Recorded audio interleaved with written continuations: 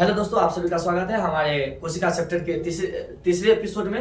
और आप सबका स्वागत करते हैं हम अपने यूट्यूब चैनल एग्जाम गुरु एडमिशन क्लासेस में चकदा मधुबनी हमारा सेंटर चलता है। आपको बता दें कि आज हम कोशिका का तीसरे एपिसोड लेकर आए हैं, जिसमें हम जंतु कोशिका पादप कोशिका का साफ साफ अंतर समझेंगे। इससे पहले हम जंतु कोशिका में कौन कौन सी चीज पाई जाती है, पादप कोशिका में कौन कौन सी अंतर होती है, मैंने पूरा देखा था। आज उसका हम बारीकी से अंतर देखेंगे। चलिए शुरुआत करते हैं। हम आपको सबसे पहले एक बैकग्राउंड देखते हैं कि कोशिका की खोज रॉबर्ट हुक ने किया था। उन्होंने एक पेड़ की छाल पे जब उसको जूम करके देखा तो उन्होंने देखा कि कुछ गोल गोल संरचनाएं हैं, जिसको उन्होंने कोशा कहा। बाद में इनका नाम क्या पड़ गया, कोशिका। और ये रॉबर्ट हुक की किस किताब में ये जानकारी मिलती है, 1665 के आसपास। तो ये आपका किताब है मैक्रोग्राफिया नाम का किताब। ध्यान रखना, रॉबर्ट हुक का कौन सा किताब, मैक्रोग्राफिया। फिर आगे क्या हुआ, ल्यूवेन हॉक आया और उन्होंने जीवित कोशिका का खोज किया। किसकी, जीवित कोशिका का खोज किया। ये सारी बातें मैंने कोशिका के चैप्टर 1 में ही मैंने लिख के बताया है। आज मैं सिर्फ रिवाइज करवा दे रहा हूँ।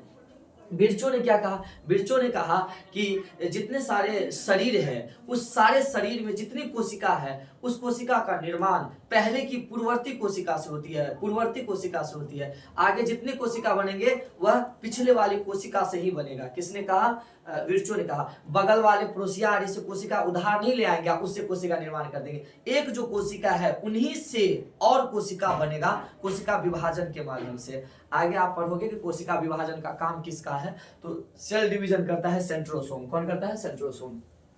दोस्तों फिर स्वान ने क्या कहा, स्वान ने कहा कि जितने सारे शरीर है, जितनी कोशिका का निर्माण होती है, जितने सारे शरीर है, वह सारे शरीर सूक्ष्म कोशिका से बना होता है। सूक्ष्म कोशिका जो आंख से दिखती नहीं है, नग्न आंख से दिखती नहीं है, मैं उन कोशिका के बारे में कर रही हूं। जितने शरीर बने हैं सब एक नई दिखने वाली कोशिका से बना है। किसने कहा, स्वान। सूक्ष्म कोशिका से शरीर बना होता है। किसने कहा, स्वान कहा। स्ट्रासबर्ग ने कहा कि जनन कोशिका जी फिर वंशानुगत लक्षण जो होते हैं ना, वंशानुगत लक्षण। किसने, वंशानुगत लक्षण। वंशानुगत लक्षण पीढ़ी दर पीढ़ी जो आगे जाती है, वह उस गुण कहाँ होती है, केंद्रक में होती है। कहाँ होती है, केंद्रक, केंद्रक के अंदर होती है। तो केंद्रक वंशानुगत लक्षण को आगे बढ़ाती है। उस इसमें भाग लेता है कौन, केंद्रक भाग लेती है, क्योंकि केंद्रक में ही डीएनए होता है। तो डीएनए ही भाग लेता है ना गुण को आगे बढ़ाने में, यानी कि आप कह सकते हैं केंद्रक भाग लेती है। ठीक है, किसने कहा, स्ट्रासबर्ग ने कहा। क्योंकि स्टार एक गोल संरचना है, तो केंद्र भी तो गोल होती है ना, इसीलिए थोड़ा ट्रिक मिला देना। स्ट्रासबर्ग ने क्या कहा। अब हम कोशिका पढ़ते हैं, जंतु कोशिका पादप कोशिका।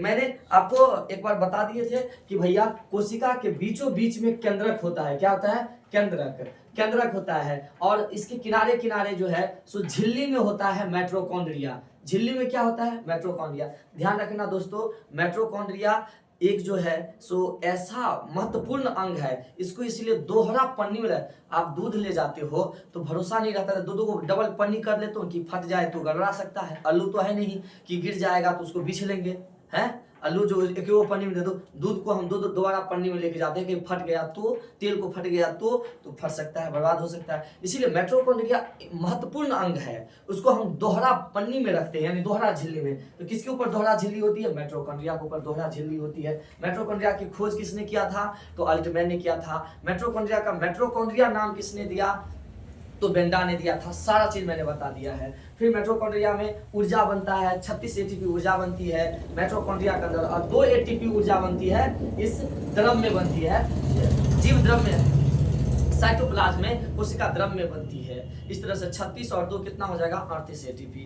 दोस्तों मैंने इसके आगे बताया था सेंट्रोसोम बताया था, क्या सेंट्रोसोम बताया था, गोल्जी। सेंट्रोसोम का क्या काम है, तो कोशिका विभाजन करना। सेंट्रोसोम का क्या कार्य है, कोशिका विभाजन करना। गोल्जी वर्दी का क्या काम है, गोल्जी वर्दी का क्या काम है, तो जो मैट्रोकॉन्ड्रिया खाना बनाया है, ऊर्जा बनाया है, उस ऊर्जा को एक जगह से दूसरी जगह उसको जो है सो स्थानांतरित करना, ऊर्जा का परिवहन करना, ये किसका काम है, गोल्जी वर्दी का। ऊर्जा परिवहन का काम क्या करता है, ट्रांसपोर्ट का काम गोल्जी वर्दी करता है। इसके बाद मैंने बताया था इसके अंदर वैक्यूल्स।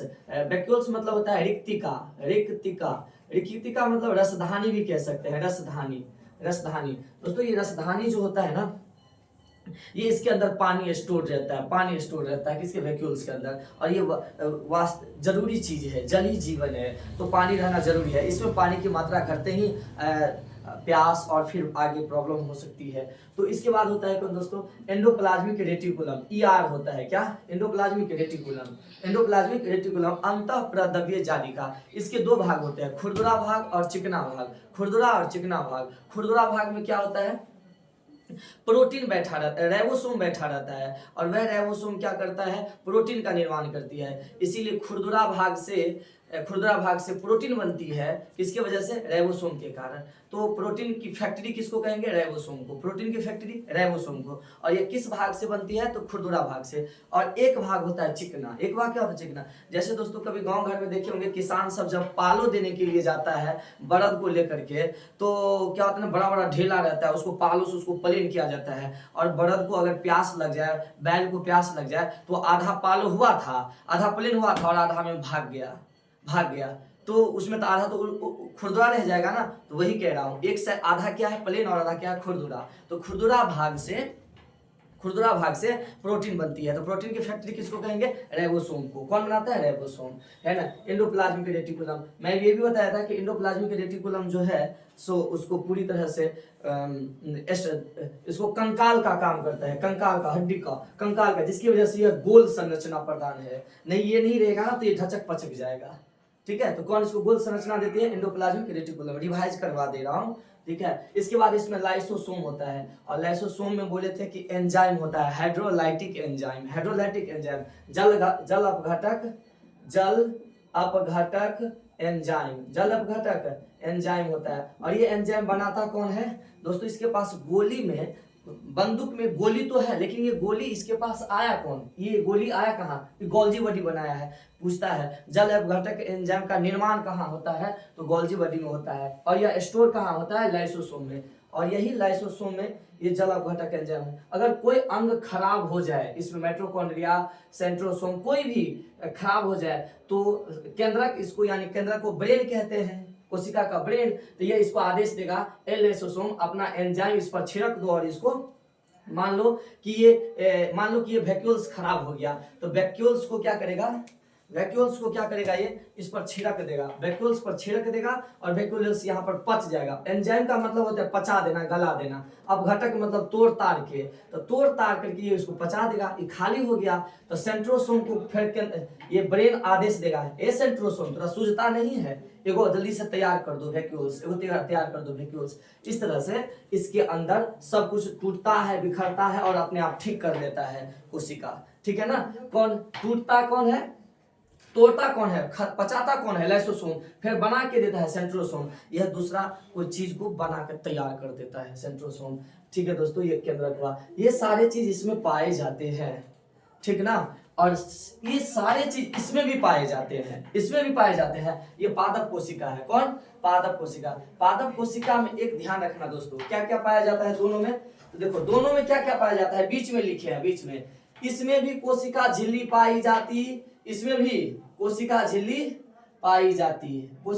पाई जाती, दोनों दोस्तों, दोनों में कोशिका झिल्ली पाई जाती है, ठीक है। ओके, बीच में लिखा हूं इसके बाद देखो माइटोकॉन्ड्रिया, इसमें भी श्वसन होता है, इसको भी सांस लेने की जरूरत है, तो दोनों में माइटोकॉन्ड्रिया पाई जाती है। इसमें भी माइटोकॉन्ड्रिया दोहरी झिल्ली का, इसमें भी माइटोकॉन्ड्रिया दोहरी झिल्ली का, ठीक है। गोल्जी बॉडी इसमें भी पाया जाता, गोल्जी बॉडी इसमें भी पाया जाता। लेकिन ध्यान देना, भोजन को ज्यादा क्या कहते हैं, स्थानांतरण करने की किसको ज्यादा जरूरत है, हम लोगों को, क्योंकि हम लोग तो एक जगह खड़े रहते नहीं, हमेशा चलते फिरते रहते हैं। तो कोनो अंग ज्यादा थक जाता है, और कोनो अंग, मान लो कि पैर बेसी देर से चल रहा है, तो पैर जल्दी थक जाएगा, है। हाथ हरी जेबी में है, तो हाथ तो नहीं थकेगा।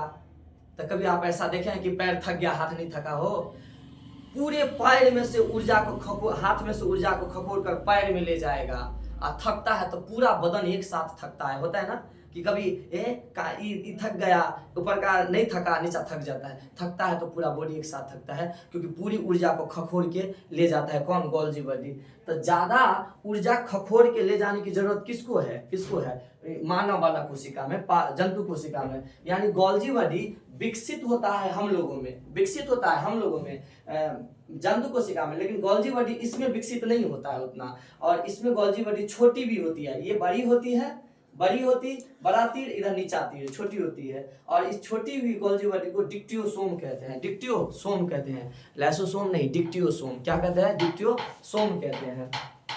रसधानी दोस्तों, किसको पानी की ज्यादा जरूरत है? पानी को किसको ज्यादा जरूरत है, आप ही बताइए, है ना? पेड़ पौधा धूप में खड़ा रहता है बहुत ज्यादा, तो पानी की ज्यादा उसको जरूरत है ना? आप ही सोचो जरा, किसको जरूरत है? किसको? है रसधानी। तो ज्यादा बड़ा रसधानी किसका होगा?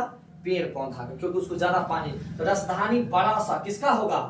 बड़ा सा रसधानी किसका होगा? खाली जगह किसका होगा? खाली जगह रिक्तिका किसकी होगी? पादप की। इसकी राजधानी छोटी होगी, ये बड़ा है दोस्तों। इसीलिए केंद्रक इसका जो है ना, ज्यादा जगह कौन छेक लिया? रिक्तिका, पानी के लिए, इसीलिए इसका केंद्रक साइड में आ जाता है, केंद्रक साइड में। तो दोस्तों केंद्रक पादप कोशिका और जंतु कोशिका में किसमें साइड में होता है? हाँ, किनारे पर होता है। तो पादप कोशिका में केंद्रक किनारे पर होता है, जबकि इसमें केंद्रक बीच में होता है, बीच में होता है। फिर देखना दोस्तों, जीव द्रव, इसमें भी पानी भरा रहता है, हर जगह पानी, इसमें भी पानी भरा रहता है। उसी पानी का क्या नाम है? जीव द्रव। क्योंकि पानी कोई न तो पूरा तरल है न पूरा ठोस है, अर्ध तरल है, वह बेरंग है। क्या है? बेरंग है, ध्यान रखना। और इसमें जीव द्रव को हेक्सले नाम के व्यक्ति ने जीवन की भौतिक इकाई कही। क्या कही? जीवन की भौतिक इकाई है। सच्ची दोस्तों, अगर ना ये पानी नहीं रहे, ये अर्ध तरल नहीं रहे, तो सब आपस में जितना चीज है, ये लाइसोसोम, एंडोप्लाज्मिक रेटिकुलम, CR, सब आपस में टकरा के खत्म हो जाएगा। जैसे कि एग्जांपल देते हैं कि मान लो कि इसमें हम ये थैला है, इसमें हम बहुत सारा शीशा गिलास खरीद के ले जा रहे हैं, और ऐसे ले जाएंगे तो टूट नहीं जाएगा टकरा कर। तो बचने के लिए क्या करेंगे? इसमें हम कुछ जो है सो कागज उगज डाल देंगे, कपड़ा उपड़ा डाल देंगे, और उसमें लपेट के उसको चले जाएंगे। तो टकराएगा? नहीं टकराएगा।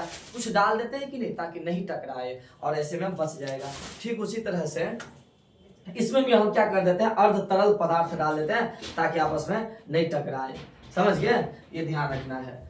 आगे देखिए, तो जीव द्रव को भौतिक इकाई मतलब आज नहीं टकराया, किसके वजह से? यह पानी की वजह से, जीव द्रव की वजह से। अगर यही इसी की वजह से अगर ये ना होता तो टकरा के खत्म हो जाता। तो आज जीवन किसके वजह से? इनके वजह से। तो जीवन की भौतिक इकाई हेक्सले ने कहा। किसने कहा? हेक्सले ने। इसमें दोनों तरह की पदार्थ होती है, इस लिक्विड में, अर्ध तरल पदार्थ में दोनों तरह की क्या होती है? पदार्थ होती है, कार्बनिक और अकार्बनिक। है ना? कार्बनिक मतलब हुआ जिसको जलाने पर ना धुआं हो जाए, जलाने पर धुआं हो जाए। इस शरीर को जलाएंगे धुआं होगा। हाँ, ये भी शरीर में कार्बनिक पदार्थ है। तो कार्बनिक पदार्थ है, देखो क्या होता है कार्बनिक पदार्थ? कार्बोहाइड्रेट, प्रोटीन, वसा। कार्बोहाइड्रेट, प्रोटीन, वसा है ना हमारे शरीर में। कार्बोहाइड्रेट यानी ग्लूकोज हमारे शरीर में है, प्रोटीन देह बनाने के लिए, वसा चिकना दिखने के लिए, चिकना ये सब है कि नहीं हमारे देह में। तो ये सब कार्बनिक पदार्थ हुआ। इस अर्ध तरल पदार्थ में यानी द्रव में, पानी में रहता है ये सब। और अकार्बनिक पदार्थ क्या हुआ? जल और खनिज लवण। जल खनिज लवण। देखो H2O, इसमें कतो C कार्बन है? नहीं है, कार्बन नहीं है। इसका मतलब ये सब क्या है? अकार्बनिक पदार्थ है। खनिज में आ जाता है, हमारे शरीर को लोहा की जरूरत है, फास्फोरस की जरूरत है, सोडियम की जरूरत है, ये सब हुआ खनिज। ठीक है, खनिज। तो ये हमारे जो ये कार्बनिक और अकार्बनिक दोनों चीज किस में पाया जाता है? इस पानी में, जीव द्रव में। इतना समझ गए? ये सब दोनों में पाया जाता है दोस्तों, ध्यान रखना। केंद्रक इसमें किनारे पर होता है, इसमें केंद्रक बीच में होता है। अब क्या नहीं पाया जाता दोनों में? देखो, इसमें हम लोगों को घाव हो जाता है तो तुरंत ठीक हो जाता है। हाँ, कोशिका कैसे ठीक हो गया? जो कोशिका मर गई थी, वह कोशिका को कौन बना दिया था? है ना?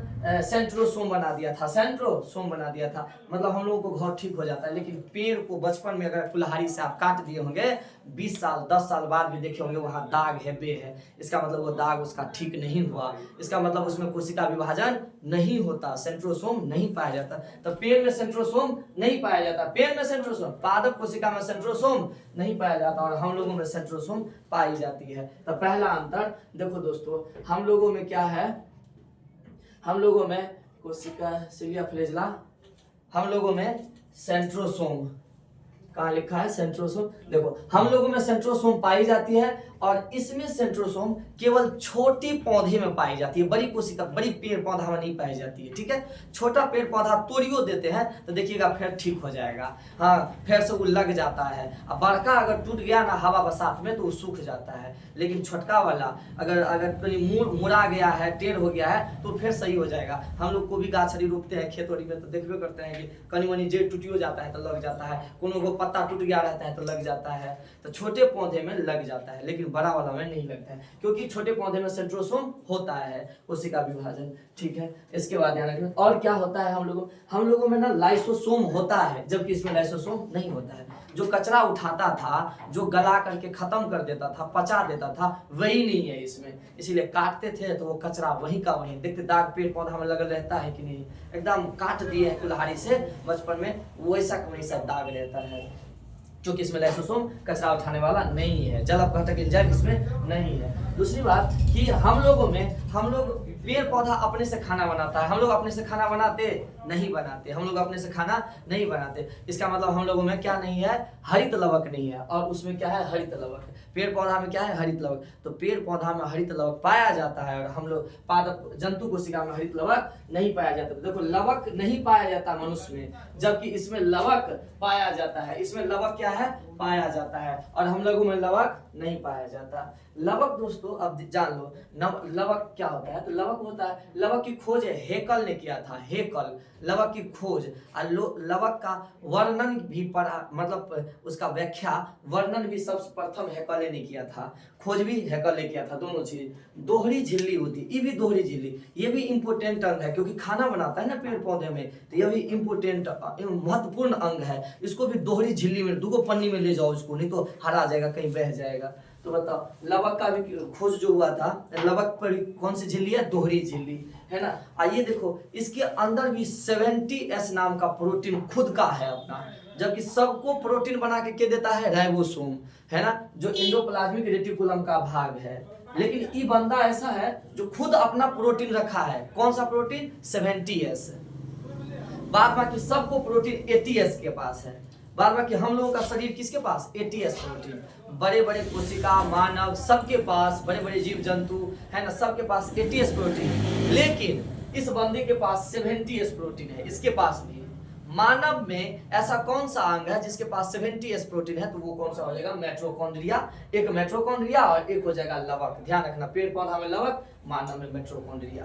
ध्यान रखना दोनों उत्तर है ना। 70S प्रोटीन ये अपने आधा आजाद है, आधा आजाद है ना। तो पेड़ पौधा का या मानव का कौन सा अंग आधा आजाद है, तो अर्ध स्वायत्त है। तो 70 लवक, और ये कौन है, मेट्रोकॉन्ड्रिया भी आधा आजाद है, मतलब आधा आजाद हो गया, अर्ध स्वायत्त है। ध्यान रखना, यह लवक 3 तरह के होते हैं, मैंने बता दिया था, क्लोरोप्लास्ट, क्रोमोप्लास्ट, ल्यूकोप्लास्ट। क्लोरो मतलब होता है हरित लवक, क्रोमो मतलब वर्णी लवक, ल्यूकोप्लास्ट मतलब अवर्णी लवक।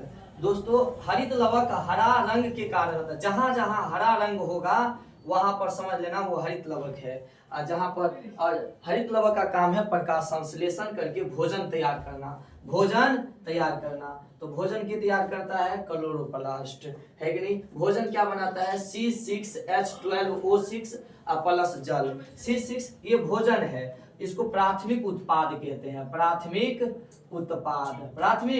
उत्पाद कहते हैं। और जल को बोलते हैं द्वितीयक उत्पाद, द्वितीयक उत्पाद कहते हैं, द्वितीयक उत्पाद। हम लोगों को जो भोजन बनता है, पेड़ पौधा जो बनाता है प्रकाश से, ऑक्सीजन कैसे मिलता है, ये जल जो द्वितीयक बना है ना, ये पेड़ पौधा को जरूरत नहीं था, ये फेंक दिया जल, वह जल को फेंकता है तो तोड़ के फेंकता है, तो जल को टूटने पर क्या निकलता है, ऑक्सीजन।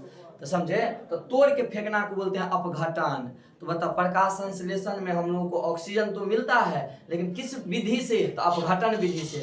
किसके अपघटन विधि से, तो जल के अपघटन विधि से, है ना। ये जल प्रथम उत्पाद है कि द्वितीयक उत्पाद है, द्वितीयक उत्पाद, ठीक है ना, ध्यान रखना, है कि नहीं, द्वितीयक उत्पाद है पेड़ पौधा, उससे बना जल। अब है वर्णिलवक रंग प्रदान करना।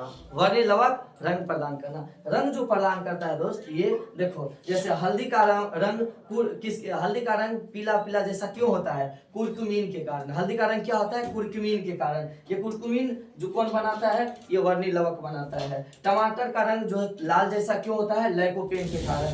गाजर का रंग क्यों होता है? कैरोटीन के कारण। आलू का रंग में आलू में हरा क्यों आ जाता है? सोलेलिन के कारण। चुकंदर का रंग विटामिन के कारण। पीला पपीता का रंग पीला जैसा, पीला किसके कारण? जैंथोफिल के कारण। किसके कारण? जैंथोफिल का। रंग प्रदान करने का कार्य किसका है? वर्णिलवक का। किसका? वर्णिलवक का। ल्यूकोप्लास्ट जितने भोजन बनल छे ना, भोजन के इकट्ठा करे है। भोजन का इकट्ठा करे कत? तो जड़ में। क्या तो जड़ में अहाँ रखने रहबे तब ऊपर का कहीं तूफान में टूट गए तो ऊपर में, तो भोजन ऊपर में रखने तो सटा हरा जेते, तो जड़ में राखो ताकि इमरजेंसी में पेड़ पत्ता रे टूट गए तो ओकरा जिंदा राखू के नहीं, तो कोशिश करबे जिंदा रह जाए। तो पेड़ पौधा तब टूटलो के बाद कभी कभी जिंदा रह जाए, है ना। तो क्योंकि जड़ स्टोर करके रखेगा तब ना, तो भोजन कहाँ स्टोर रहता है? जड़ में। भोजन कहाँ स्टोर होता है? जड़ में। अवर्णिलवक किसको कहते हैं? यानी ल्यूकोप्लास्ट, है ना। रंग किसको प्रदान करता है? फूल और फल को। इसीलिए हर पेड़ पौधा में फूल और फल अलग अलग तरीका का होता है ना, अलग अलग रंग का होता है। आपने अभी तक देखा क्या चीज इसमें पाया जाता? क्या चीज? जंतु कोशिका में पाया जाता।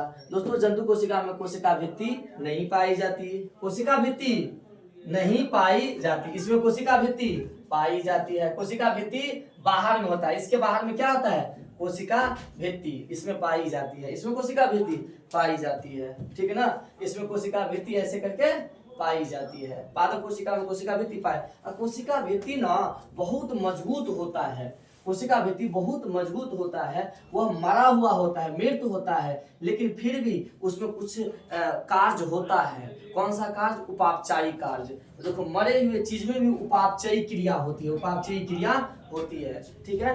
कोशिका भित्ति दोस्तों 3 तरह का होता है। कितने तरह का? 3 तरह का। देखो एक प्राथमिक स्तर, एक द्वितीयक स्तर, एवं मध्य स्तर। देखो जैसे कि ये हुआ, देखो ये प्राथमिक, इसके अंदर द्वितीयक, इसके अंदर द्वितीयक, इसके अंदर द्वितीयक।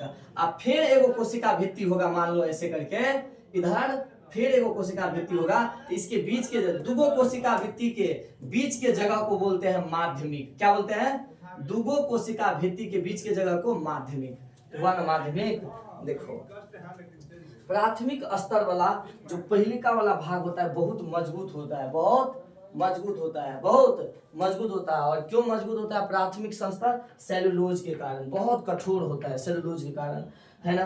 द्वितीयक जो होता है, ये द्वितीयक ये भी कठोर होता है, लेकिन द्वितीयक वाला अंदर के कठोर होय छे उल कथी कारण? लिग्निन के कारण। लिग्निन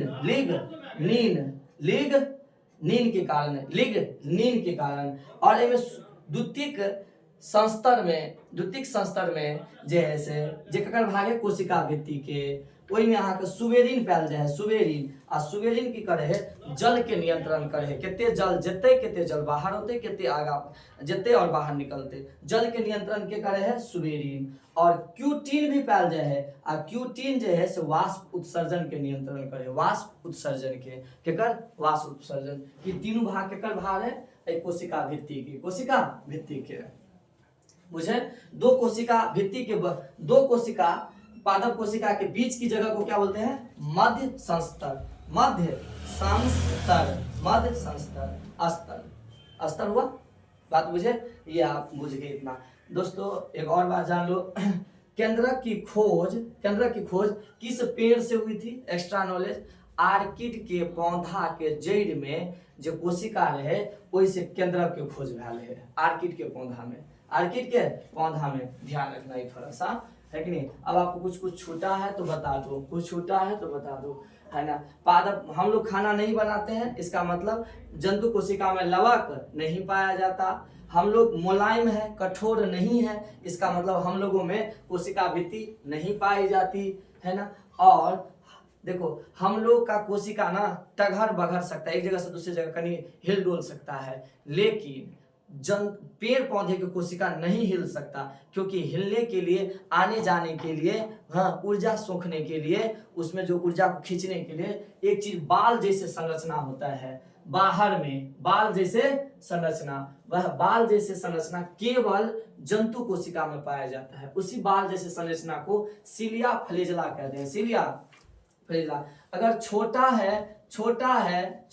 तो उसको सिलिया कहेंगे, और फ्लेजला बड़ा है तो फ्लेजला कहेंगे, बड़ा है तो फ्लेजला कहेंगे।